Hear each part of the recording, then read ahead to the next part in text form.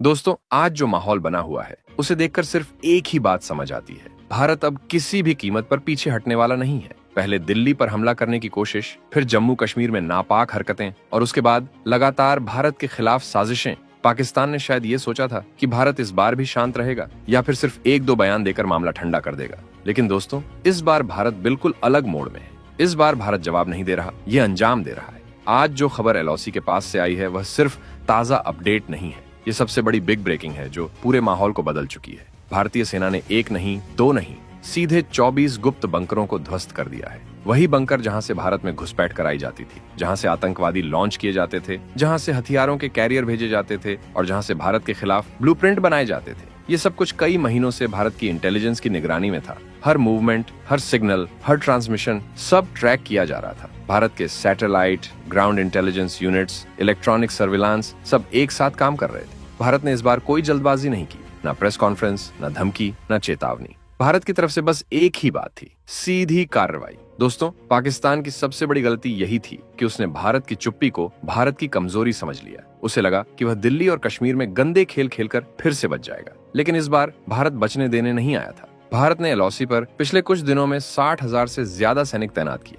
पहाड़ों में ऐसे ऐसे पॉइंट्स एक्टिव किए गए जो कई सालों से डोरमेंट थे, जिनका इस्तेमाल भारत सिर्फ हाई रिस्क या वॉर इमीडिएट कंडीशन में ही करता है। Tank, artillery, mortar system, ATGM सब तैयार खड़े थे। भारत ने जमीन से लेकर आसमान तक एक एक इंच को सुरक्षा कवच की तरह तैयार कर रखा था। और ये सब पाकिस्तान को दिख भी नहीं रहा था, क्योंकि भारत की तैयारी जमीन पर नहीं, दिमाग में चल रही थी, रणनीति में चल रही थी, साइलेंट मोड में चल रही थी। और जब साइलेंट मोड में भारत चलता है तब उसका एक्शन साहस नहीं, तूफान बनकर गिरता है। अमेरिका ने भी भारत की इस बढ़ी हुई गतिविधि पर अलर्ट जारी किया। अमेरिकी सैटेलाइट इमेजेस में साफ दिखाई दे रहा था कि भारत उन्नत मोड में जा रहा है। राष्ट्रपति, CIA, MI6 सब भारत की हर मूवमेंट पर नजरें गड़ाए बैठे थे, क्योंकि पुष्ट सबूत कह रहे थे भारत अब एक बड़ा कदम उठाने वाला है। लेकिन दोस्तों, दुनिया इंतजार कर रही थी बयानबाजी का और भारत इंतजार कर रहा था अंजाम का। और फिर पिछले 48 घंटों में भारत ने चुना 25-30 नहीं, सीधे 24 ऐसे ठिकाने जिनसे सबसे ज्यादा जहर निकाला जाता था,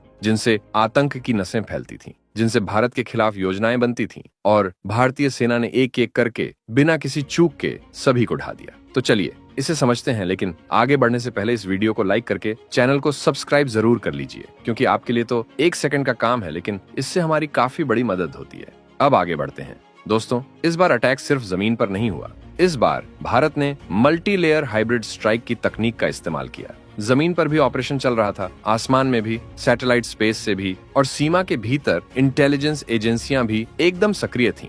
भारत ने इस ऑपरेशन का जो नाम दिया है वह है ऑपरेशन त्रिशूल। इस ऑपरेशन का मकसद सिर्फ हमला नहीं, जड़ से उखाड़ देना है। और ये बात पाकिस्तान की इंटेलिजेंस तक भी स्पष्ट पहुंच चुकी है। भारत की सेना ने इस बार राफेल, सुखोई 30 MKI, हरमनी drone, Heron UAV, radar system सब कुछ तैनात किया। राफेल जेट लगातार 3 दिनों से एलओसी पर चक्कर लगा रहे हैं। ये चक्कर सिर्फ शो करने के लिए नहीं, ये टारगेट ट्रैकिंग के लिए थे। और जब समय आया तो फाइटर जेट्स ने एयर कवर सिस्टम बनाकर ड्रोन स्वार्म को रास्ता दिया। अब बात करें वो असली हथियारों की, तो इस बार भारत ने जो इस्तेमाल किया है ना, उससे पाकिस्तान की नींद उड़ी है। ये हैं इजराइल के स्वार्म सुसाइड ड्रोन। इन्हें लॉइटरिंग म्यूनिशन कहा जाता है। ये ड्रोन पहले हवा में चक्कर लगाते हैं, अपने टारगेट को पहचानते हैं, लॉक करते हैं और फिर 100% सटीकता के साथ टकराकर उसे नष्ट कर देते हैं। भारत ने इन ड्रोन को सीमा से लॉन्च किया। हर ड्रोन को पहले से कोऑर्डिनेटेड टारगेट, GPS ट्रैकिंग और लाइव वीडियो फीड दिया गया। यही वजह है कि सभी 24 ठिकाने एक ही स्ट्राइक में खत्म कर दिए गए। ना मिसफायर, ना गलती, ना टारगेट का बच निकलना। पाकिस्तान की हालत इतनी खराब हो चुकी है कि एलओसी के आसपास 13 से ज्यादा इलाकों में ब्लैकआउट करना पड़ा। पावर सप्लाई काट दी गई, इंटरनेट बंद, मोबाइल नेटवर्क बंद, कई जगहों पर तो रोड ब्लॉक तक लगा दिए गए। ये सब किस लिए? क्योंकि वह दुनिया से अपने विनाश को छिपाना चाहता है। लेकिन दुनिया अंधी नहीं है। सैटेलाइट आंखें सब देखती हैं, इंटेलिजेंस एजेंसियां सब रिकॉर्ड करती हैं। और अब हाल ये है कि अमेरिका ने साफ शब्दों में कहा, भारत इस वक्त प्रीएम्प्टिव ऑफेंस मोड में है। रूस ने भारत को पूरी तरह समर्थन देने का ऐलान कर दिया। इजराइल तो भारत की पीठ पर ऐसे खड़ा है जैसे वह खुद इस ऑपरेशन का हिस्सा हो। और ये पहली बार है जब दुनिया खुलकर मान रही है कि भारत अब रिएक्ट नहीं करता, भारत एक्शन करता है। देश में भी माहौल बदला हुआ है। कश्मीर से कन्याकुमारी तक, गुजरात से अरुणाचल तक, हर भारतीय की आंखों में एक ही बात है, अब की बार भारत रुका नहीं, भारत बढ़ा है। भारत अब सिर्फ सीमा की रक्षा नहीं कर रहा, भारत भविष्य की रक्षा कर रहा है। भारत नहीं चाहता कि हर कुछ महीनों बाद आतंक का कोई चेहरा फिर से उठ खड़ा हो। इस बार भारत उसके जड़ में जाकर वार कर रहा है और इसलिए हमला गहरा है, सटीक है और निर्णायक है। दोस्तों, कई लोग पूछ रहे थे कि भारत अब तक इतनी बड़ी कार्रवाई क्यों नहीं कर रहा था। क्योंकि भारत इंतजार कर रहा था सही समय का, सही इंटेलिजेंस का, सही प्रूफ का और सबसे अहम सही रणनीति का। और जब सब तैयार हो गया तो ये फैसला लिया गया। अब आप इसे सिर्फ कार्रवाई कहें या ऑपरेशन, पर असल में ये भारत का संदेश है, वह संदेश जो पाक की हर गंदी चाल को खत्म कर देगा। जब ये वीडियो आप देख रहे हैं उसी वक्त भारत और भी कई लॉन्च पैड एक्टिव कर रहा है। जांच एजेंसियां देश के अंदर स्लीपर सेल्स पकड़ रही हैं। NIA, RAW, IB सब एक्शन मोड में है। सीमा पर सेना है, देश के भीतर एजेंसियां हैं, आसमान में फाइटर जेट हैं और सैटेलाइट ऊपर से नजर रखे हुए हैं। भारत ने सिर्फ सीमा पार की साजिशें नहीं मिटाई, भारत उन जड़ों को भी काट रहा है जिनसे ये साजिशें पैदा होती हैं। यही असली स्ट्राइक है, यही असली जवाब है, यही असली भारत है। दोस्तों, अब असली खेल वहीं से शुरू होता है जहां दुनिया समझती है कि कहानी खत्म हो चुकी है। LOC पर भारत की तरफ से की गई सबसे बड़ी कार्रवाई ने जो हलचल पैदा की, वह सिर्फ उनकी सीमा तक सीमित नहीं रही। उसकी गूंज दुनिया के हर उस देश तक पहुंची है जो भारत पाक तनाव को सिर्फ कागजों में नहीं बल्कि जमीनी हकीकत में समझता है। लेकिन हैरानी की बात यह है कि जिस वक्त दुनिया की इंटेलिजेंस एजेंसियां भारत की साइलेंट स्ट्राइक पर रिपोर्ट लिख रही थीं, उसी समय भारत अपनी दूसरी लेयर की तैयारी शुरू कर चुका था। वो तैयारी जिससे न मीडिया को खबर, न पाकिस्तान को आभास, न दुनिया को अंदेशा। भारत अपनी पहली स्ट्राइक के तुरंत बाद ऑपरेशन के दूसरे चरण की तरफ बढ़ चुका था और ये दूसरा चरण सिर्फ एक्शन नहीं, एक रणनीतिक आक्रमण था। आपको यह जानकर हैरानी होगी कि भारत की पहली स्ट्राइक के अगले ही 4 घंटे बाद भारतीय सेना ने multi sequence assault grid active कर दिया था। ये वही सीक्रेट ग्रिड है जिसके जरिए भारत एक साथ कई दिशाओं में हमले कर सकता है, कई मोर्चों को खोल सकता है और दुश्मन की सप्लाई, उसकी कम्युनिकेशन, उसकी लॉजिस्टिक्स सबको पंगु कर सकता है। भारत ने इस ग्रिड को तब चालू किया जब पाकिस्तान की तरफ से लगातार 2 संकेत पिछले दिनों में मिल रहे थे। पहला, पाकिस्तानी कब्जे वाले क्षेत्र में अचानक बढ़ी हुई रेडियो फ्रीक्वेंसी। दूसरा, कुछ ठिकानों पर ISI की मीटिंग्स की बढ़ती संख्या।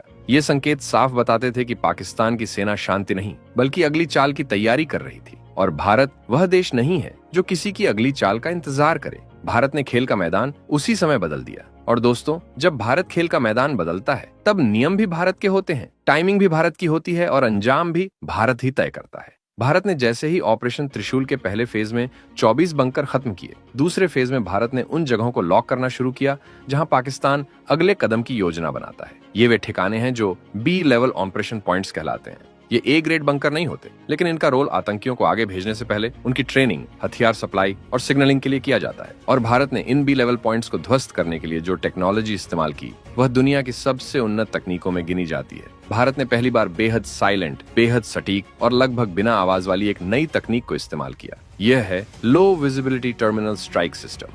ये ऐसे मिसाइल होते हैं जो बेहद कम ऊंचाई पर उड़ते हैं, रडार को स्कैन करते हुए जाते हैं और टारगेट से टकराने से पहले किसी भी दिशा में पैंतरा बदल सकते हैं। पाकिस्तान के रडार सिस्टम इन मिसाइलों को पकड़ने में नाकाम रहे क्योंकि ये मिसाइलें नियमित मिसाइलों की तरह आवाज या हीट सिग्नेचर नहीं छोड़ती। भारत ने इन मिसाइलों को रात के सबसे नाजुक समय में दागा, जब पाकिस्तान के सैनिक सबसे कम सतर्क होते हैं। भारत ने इस बार सिर्फ हथियारों से हमला नहीं किया, भारत ने दिमाग से हमला किया है, दिल से हमला किया है। और यही वजह है कि पाकिस्तान की नींद पूरी तरह उड़ चुकी है। दूसरे चरण के इस पूरे ऑपरेशन में भारत ने कुल 11 और ठिकानों को निशाना बनाया। इनमें 7 ट्रेनिंग पॉइंट, 2 कम्युनिकेशन पॉइंट और 2 छोटे फोर्स एम्बार्केशन पॉइंट शामिल थे। इन सभी पर पिछले 1 दशक से आतंकवादी ट्रांसफर, मीटिंग और मूवमेंट होते थे। इन्हें खत्म करने के लिए भारत ने जमीन पर नहीं, पहाड़ों की ऊंचाई पर तैनात की गई स्पेशल फोर्सेस का इस्तेमाल किया। भारतीय सेना की गतक प्लाटून्स, पारा SF और मार्कोस, इन सभी की टीमें 1-1 सेकंड की गणना के साथ आगे बढ़ रही थीं।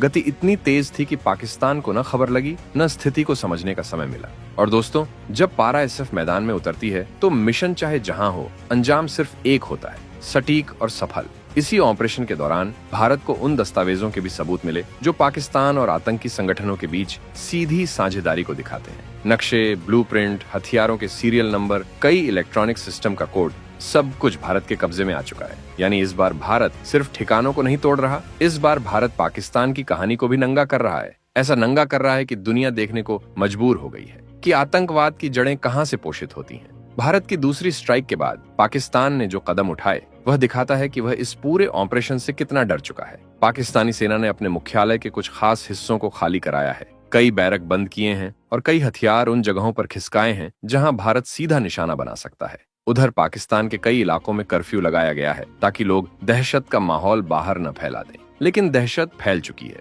क्योंकि पाकिस्तान जान चुका है ये भारत का पहला और आखिरी कदम नहीं है, ये सिर्फ शुरुआत है। और इस बार भारत पीछे मुड़कर देखने नहीं आया है, भारत आगे बढ़ने आया है, एक एक ठिकाने को जड़ से खत्म करने। दूसरे चरण के बाद भारत ने अपनी सीमा पर सुरक्षा 3 गुना बढ़ा दी। जमीन पर सेना, पहाड़ों में घातक और SF यूनिट्स, आसमान में राफेल, ऊपर सैटेलाइट और जमीन के अंदर इंफ्रारेड सेंसर तक तैनात किए गए हैं। यानी इस वक्त भारत अपने सबसे उच्चतम सुरक्षा मोड पर है। दूसरी स्ट्राइक की सबसे बड़ी सफलता यह है कि इसके बाद पाकिस्तान के कई सीक्रेट रूट अपने आप बंद हो गए। कई आतंकी कमांडर जिन्हें पाकिस्तान अछूत मानता था, वे अब रात में सो नहीं पा रहे क्योंकि भारत ने उनका भविष्य अंधकार में डाल दिया है। अब बात करें दुनिया की प्रतिक्रिया की, तो दोस्तों भारत ने दुनिया को भी इस समय बैकफुट पर डाल दिया है क्योंकि एक तरफ भारत हाईटेक प्रिसिजन स्ट्राइक कर रहा है और दूसरी तरफ पाकिस्तान दुनिया से मदद की भीख मांग रहा है। अमेरिका कह चुका है कि भारत को आत्मरक्षा का पूरा अधिकार है। रूस कह चुका है कि भारत के पक्ष में खड़ा रहेगा। फ्रांस, ऑस्ट्रेलिया, जापान सब भारत की तरफ झुक चुके हैं। वही इजराइल तो खुलकर भारत के साथ खड़ा है और यह समर्थन किसी बयान से नहीं बल्कि उस हथियार की डिलीवरी से निकला है जो भारत ने पहली बार इस्तेमाल किया। इजराइल के स्वार्म ड्रोन ने साबित कर दिया कि भारत हवा में भी अजेय है और जमीन पर भी। दुनिया अब भारत की इस कार्रवाई को टर्निंग पॉइंट बता रही है। ये वह क्षण बताया जा रहा है जब भारत सिर्फ सीमा की रक्षा नहीं कर रहा बल्कि अंतर्राष्ट्रीय आतंकवाद की रीढ़ तोड़ रहा है। भारत की नई कूटनीति है, चुप रहो, सबूत इकट्ठा करो, समय तय करो और फिर मारो। ऐसे मारो कि दूसरा उठ भी न सके। और दोस्तों, जब ये दूसरी स्ट्राइक चल रही थी, भारत की खुफिया एजेंसियां देश के अंदर भी कार्रवाई कर रही थीं। कई स्लीपर सेल्स पकड़े गए, कई मोबाइल नेटवर्क ट्रेस किए गए, कई बैंक खातों को फ्रीज किया गया। यानी भारत ने बाहरी दुश्मन को भी मारा और अंदर छुपे गद्दारों को भी चिन्हित कर लिया। ये पूरा सिस्टम अब एक बड़े बदलाव की तरफ बढ़ चुका है। भारत ये साफ कर चुका है, अब हर उस जगह पर कार्रवाई होगी जहां से भारत पर वार करने की सोच भी पैदा होती है। और ये सिर्फ कश्मीर या LOC नहीं बल्कि पूरे एशिया में भारत की नई छवि बन चुकी है कि do not provoke India,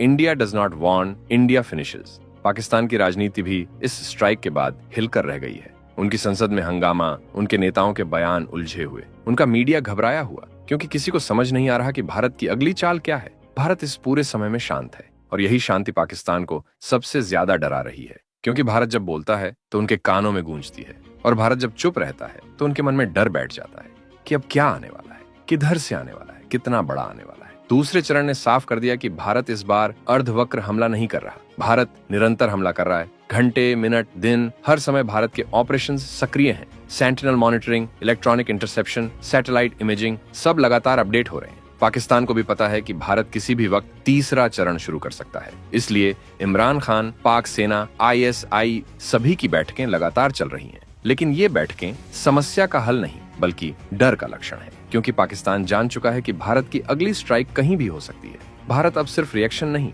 domination कर रहा है और ये डोमिनेशन किसी बयान में नहीं बल्कि हर गिराए गए बंकर में, हर टूटे हुए लॉन्च पैड में, हर नष्ट किए गए ट्रेनिंग कैंप में साफ दिखाई दे रहा है। भारत ने अपनी सीमा को रेड जोन डिफेंस जोन में बदल दिया है। यह वह जोन है जहां कोई भी हरकत, कोई भी हल्की सी भी गतिविधि पहले ट्रैक होती है, फिर मॉनिटर होती है और फिर उसका बिल्कुल सटीक जवाब दिया जाता है। पाकिस्तान की जमीन पर आज यह स्थिति है कि उनके कई आतंकी कैंप अब जले हुए ढांचे हैं, कई लॉन्चिंग पॉइंट्स मलबा बन चुके हैं, कई कनेक्टिविटी सुरंगें पूरी तरह बंद हो चुकी हैं और पाकिस्तान की सेना के पास न जवाब बचा है न क्षमता। उनके पास बस डर बचा है। डर इस बात का कि भारत ने पहले 24 बंकर खत्म किए, फिर 11 और, तो अब तीसरी बार भारत कितने खत्म करेगा। और दोस्तों, ये सवाल सिर्फ पाकिस्तान नहीं पूछ रहा, ये सवाल दुनिया पूछ रही है क्योंकि ये पहली बार है जब भारत ने एक ही ऑपरेशन में जमीन, आसमान, टेक्नोलॉजी, इंटेलिजेंस सभी को एक साथ लगाया है। और यही वजह है कि इस ऑपरेशन को साइलेंट स्टॉर्म कहा जा रहा है। एक ऐसा तूफान जिसकी आवाज नहीं आती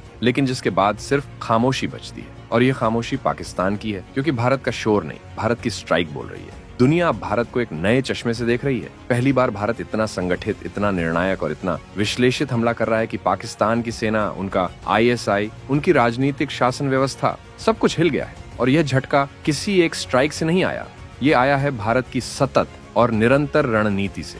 भारत ने तीसरे चरण की जो शुरुआत की है वो पहले 2 चरणों से बिल्कुल अलग है क्योंकि तीसरा चरण सिर्फ ठिकानों को खत्म करने का नहीं बल्कि पूरी आतंकी व्यवस्था को जड़ से मिटाने का है। LOC के पास हुए हमलों के बाद भारतीय सेना ने जो पैटर्न देखा वह बेहद चौंकाने वाला था। पाकिस्तान के कई ठिकाने जो आमतौर पर रात के समय एक्टिव होते थे, वे अचानक से बंद हो गए। कई आतंकियों को उनके कैंप से दूसरी लोकेशंस पर शिफ्ट किया गया। कई हथियारों की सप्लाई अचानक रोक दी गई और पाकिस्तान के कई सेक्टरों में एक अजीब किस्म की चुप्पी फैल गई। ये चुप्पी डर की थी, क्योंकि पाकिस्तान को लग चुका था कि भारत जल्द ही तीसरा वार करेगा। लेकिन दोस्तों, भारत ने पाकिस्तान के सोचे हुए समय पर नहीं, भारत ने अपने तय किए हुए समय पर वार किया। यह वार न अचानक था और न ही भावनाओं पर आधारित।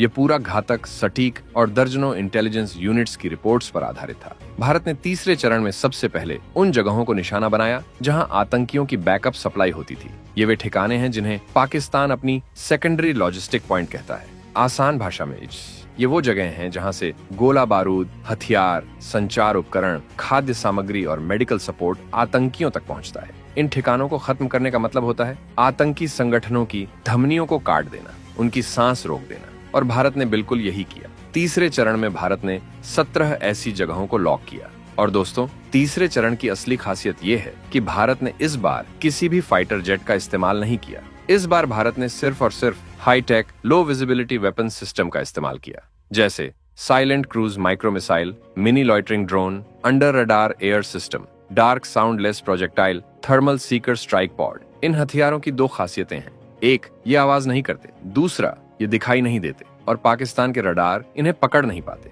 भारत ने तीसरे चरण में जो पहला अटैक किया वह रात 3:17 पर हुआ। ये वही टाइम स्लॉट है जब पहाड़ों में तापमान न्यूनतम होता है और इलेक्ट्रॉनिक सिग्नल सबसे साफ आते हैं। भारत ने इसी का फायदा उठाया और 17 ठिकानों को महज 23 मिनट के भीतर तबाह कर दिया। 23 मिनट, 17 ठिकाने, और पाकिस्तान को 23 मिनट बाद भी समझ नहीं आया कि हुआ क्या है। भारत की यह स्ट्राइक इतनी तेज और इतनी सटीक थी कि पाकिस्तान की सेना का प्राथमिक बैकअप सिस्टम पूरी तरह पंगु हो गया। उनका कम्युनिकेशन नेटवर्क, जो अक्सर सुरक्षित माना जाता था, 39% तक डाउन हो गया। उनके 17 में से 12 एन्क्रिप्टेड चैनल एक साथ ब्लॉक हुए और जो 5 बचे थे उनका उपयोग पाकिस्तान ने तुरंत बंद कर दिया, क्योंकि उन्हें डर था कि भारत इन चैनलों को इंटरसेप्ट कर रहा है। इसका मतलब ये हुआ, पाकिस्तान के अंदर पहली बार कम्युनिकेशन ब्लैकआउट हो गया। ये वही स्थिति होती है जिससे युद्ध शुरू होने का खतरा होता है। लेकिन भारत ने युद्ध नहीं छेड़ा। भारत ने सिर्फ वो किया जो पाकिस्तान के लिए जरूरी था, पाकिस्तान को उसकी औकात दिखाना। तीसरे चरण की सफलता के बाद अंतर्राष्ट्रीय मीडिया ने एक चौंकाने वाली रिपोर्ट छापी। उस रिपोर्ट में साफ लिखा था कि भारत ने सिर्फ 65 मिनट की एक विंडो में पाकिस्तान की 7 वर्षों की आतंकी क्षमता को पीछे धकेल दिया है। यानी भारत सिर्फ ठिकानों पर वार नहीं कर रहा, भारत पाकिस्तान की भविष्य की हर साजिश को भी खत्म कर रहा है। दुनिया भर में यह चर्चा हो रही है कि भारत की तीसरी स्ट्राइक एक गेम चेंजर है। इसे कई विशेषज्ञ the silent war, the zero signal strike, the invisible attack नाम दे रहे हैं। लेकिन असल में ये कुछ भी नहीं, ये सिर्फ भारत का अत्यधिक धैर्य और अत्यधिक तैयारी का नतीजा है। पाकिस्तान में इस वक्त जो माहौल है वह किसी देश का सामान्य माहौल नहीं है, वह एक डर का माहौल है, क्योंकि पाकिस्तान को लग रहा है कि भारत चौथा वार भी कर सकता है। और इस बार वार कहाँ होगा, इसे लेकर पाकिस्तान की संसद, ISI, सेना, मीडिया, सभी में घबराहट है। भारत ने तीसरी स्ट्राइक के बाद अपनी सीमा पर चौकसी और बढ़ा दी है। कई सीमावर्ती गांवों से लोगों को सुरक्षित स्थानों पर भेजा गया। NIA, RAW, IB ने आंतरिक सुरक्षा में कई बड़े कदम उठाए। स्लीपर सेल्स पर लगातार छापे पड़े। कई देशों से जो विदेशी फंडिंग आ रही थी वह रोक दी गई, और यह सब इसलिए किया गया ताकि अगली बार भारत पर हमला करने का ख्याल भी पाकिस्तान और उसकी कठपुतलियां भूल जाए। दोस्तों, ये तीसरा ऑपरेशन बताता है कि भारत अब 2 बातों पर बिल्कुल स्पष्ट है। पहली, भारत किसी कीमत पर आतंकी गतिविधि को बढ़ने नहीं देगा। दूसरी, भारत किसी भी कीमत पर अपनी सुरक्षा को खतरे में नहीं रहने देगा। विश्व के बड़े रक्षा विशेषज्ञों ने यह भी कहा है कि यह पहली बार है जब भारत की स्ट्राइक इतनी अंतर्राष्ट्रीय मानक वाली देखी गई है। भारत अब सिर्फ हमला नहीं कर रहा, भारत अब काउंटर वॉर स्पेस बना चुका है। यानी अगर पाकिस्तान चाहेगा भी तो भारत की रणनीति को तोड़ नहीं पाएगा। पाकिस्तान की इस वक्त बैकफुट पर स्थिति यह भी है कि कई आतंकी संगठन अब पाकिस्तान की सेना की बात नहीं मान रहे, क्योंकि उन्हें पता है सेना उन्हें बचा नहीं सकती। और जब कोई आतंकवादी संगठन महसूस कर ले कि उसका संरक्षक कमजोर है तो वह या तो भाग जाता है या बिखर जाता है। भारत की तीसरी स्ट्राइक का असर अब पाकिस्तान के भीतर भी दिखाई दे रहा है। उनकी अर्थव्यवस्था पहले से ही रसातल में है। अंतर्राष्ट्रीय मुद्रा कोष की कर्ज शर्तें सख्त हैं। चीन उनसे खुश नहीं है। अमेरिका उनसे दूरी बना चुका है। सऊदी अरब मदद देने से इनकार कर चुका है। और भारत की स्ट्राइक्स ने पाकिस्तान को दुनिया के सामने बिल्कुल बेजान कर दिया है। आप जानकर हैरान होंगे कि भारत ने तीसरे चरण में जिस प्रिसीजन टेक्निक का इस्तेमाल किया वह तकनीक आज दुनिया के सिर्फ 4 देशों के पास है और भारत अब 5वां देश बन चुका है। भारत ने अब यह संदेश दे दिया है कि भारत अब न सिर्फ जमीन पर लड़ता है, भारत अब दिमाग से भी लड़ता है, तकनीक से भी लड़ता है, रणनीति से भी लड़ता है और दिल से भी लड़ता है। भारत का हर जवान ये जानता है कि यह सिर्फ सीमा की लड़ाई नहीं, यह राष्ट्र की लड़ाई है, यह भारत के भविष्य की लड़ाई है। और यही कारण है कि कार्यवाही इतनी सटीक है, इतनी गंभीर है और इतनी प्रभावी है। तीसरे चरण के बाद पाकिस्तान की मीडिया ने एक लाइन बोली, भारत हमें हर दिशा से घेर रहा है। हाँ दोस्तों, भारत अब हर दिशा से, हर रणनीति से, हर योजना से पाकिस्तान को घेर चुका है। भारत ने तीसरे चरण में यह साबित कर दिया कि भारत सामने से भी मार सकता है, पीछे से भी, आसमान से भी, सीमा से भी और वक्त आने पर बिना आवाज के भी मार सकता है। और यही तीसरे चरण का सबसे बड़ा संदेश है। भारत अब आतंकवाद की पूरी संरचना के खिलाफ लड़ रहा है। ये कोई जवाब नहीं, ये चेतावनी नहीं, ये भविष्य की सुरक्षा का निर्णायक ब्यौरा है। और पाकिस्तान को अब ये समझ आ चुका है कि भारत से उलझना अब सिर्फ मूर्खता नहीं, यह उसके अस्तित्व के लिए खतरा है। तीसरे चरण के बाद पूरा भारत एक ही बात कह रहा है, अब भारत बदला नहीं है, भारत बदल चुका है। और यह नया भारत किसी भी कीमत पर न झुकेगा, न रुकेगा, न सोचेगा, ये बस करेगा और करके दिखाएगा।